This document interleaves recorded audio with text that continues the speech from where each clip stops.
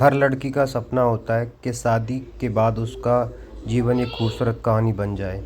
लेकिन मेरी कहानी उस रात शुरू हुई जब मैं चुप थी और उसने कहा, चुप रहो, लोग समझेंगे हम प्यार हम प्यार कर रहे हैं। शादी का माहौल, घर में हलचल। सिमरन की शादी बड़े ही शौक से राहुल से तय होती है। राहुल एक प्रसिद्ध लेखक है जिसकी किताबें रोमांस और इंश्योरेंस से भरी हुई हैं। सबको लगता है कि सिमरन को एक परफेक्ट पति मिल गया है। शालिनी बहन, तू बहुत खुशकिस्मत है। सिम्मी यानी सिमरन, राहुल जैसा आदमी तो भगवान खास लोगों को देता है। सिमरन मुस्कुराकर, शायद अब मेरी भी कहानी शुरू होगी दीदी, एक खूबसूरत सी लव स्टोरी। सुहाग रात, पहली झलक। कमरा फूलों से सजा है। राहुल सिमरन के पास आता है हल्के मुस्कान के साथ। राहुल, क्या तुम मुझसे प्यार करती हो? सिमरन, हाँ। राहुल, क्या तुम मेरे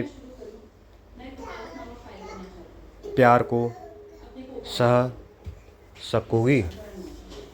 सिमरन हंसती है और सर हिला देती है, लेकिन वो नहीं जानती थी कि सहना किस रूप में आएगा। राहुल प्यार जताने के नाम पर सिमरन को कसकर पकड़ता है। उसके शरीर पर दांतों के निशान छोड़ देता है। सिमरन दर्द से तड़फड़ाती है, लेकिन कुछ कह नहीं पाती। सिमरन, मैं चिल्लाना चाहती थी, पर उसने हाथ से मेरे मुंह को बंद कर दिया और बोला, आवाज़ मत करो, लोग सोचेंगे हम प्यार कर रहे हैं। सुबह की झूठी मुस्कान। सुबह सबके सामने राहुल एक आदर्श पति बनकर घूमता है। सिमरन मुस्कुरा रही है झूठी मुस्कान के साथ। ताई जी, राहुल तो बहुत सभ्य है बेटा, तू तो रानी बन गई। सिमरन, जी ताई जी, बहुत प्यार करते हैं वो मुझसे। शालिनी कुछ दिनों के लिए मायके आई हुई है। सिमरन से मिलने आती है। सिमरन के चेहरे की थकान और शरीर की ढकी चोटें उसे दिख जाती हैं। शालिनी, क्या हुआ सिम्मी, सब ठीक है ना? सिमरन, कुछ नहीं दीदी, बस थोड़ा थक जाती हूँ। शालिनी को शक होता है, लेकिन कुछ कह नहीं पाती।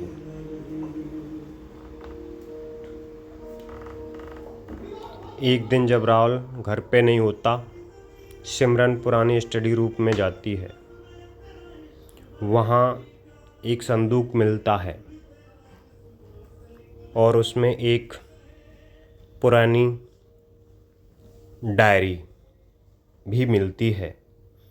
डायरी में लिखा होता है, मैं नेहा हूँ, राहुल की पहली पत्नी।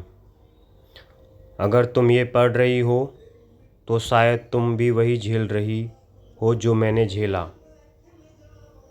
वो प्यार नहीं करता, वो नियंत्रण चाहता है। सिमरन के रोंगटे खड़े हो जाते हैं। वो कांपती है। उसकी आंखों के सामने वो रातें घूमने लगती हैं।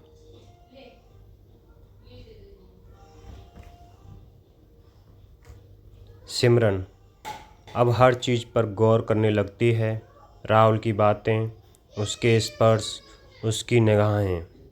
उसे अब वो सब साफ दिखता है जो पहले प्यार की परिभाषा में लिपटा था।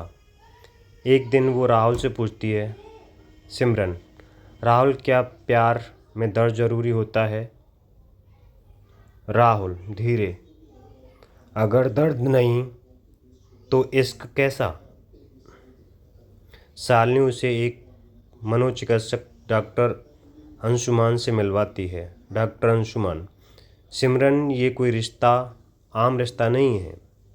राहुल एक सैडिस्ट है जिसे प्यार की आड़ में दूसरों को दर्द देने से संतोष मिलता है। सिमरन धीरे, तो अब क्या करूं डॉक्टर साहब? डॉक्टर अंशुमान, सबसे पहले चुप रहना बंद करो जब सिमरन राहुल का सामना करती है।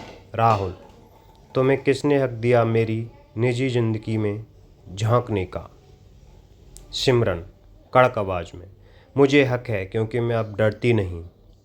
सिमरन कोर्ट जाती है, केस फाइल करती है। शुरुआत में लोग उसे ही दोषी समझते हैं, लेकिन फिर उसके शरीर पर जख्म, डॉक्टर की रिपोर्ट, नेहा की डायरी सब मिलकर सच्चाई का उजागर कर देते हैं।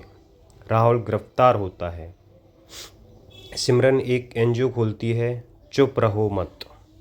वो लड़कियों को सिखाती है कि दर्द को सहना प्यार नहीं होता। सिमरन की कहानी। मैं सिमरन हूँ और ये मेरी कहानी है।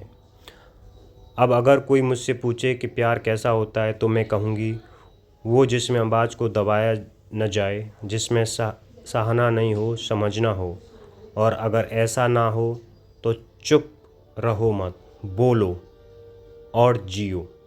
ये मेरी कहानी है। सिमरन।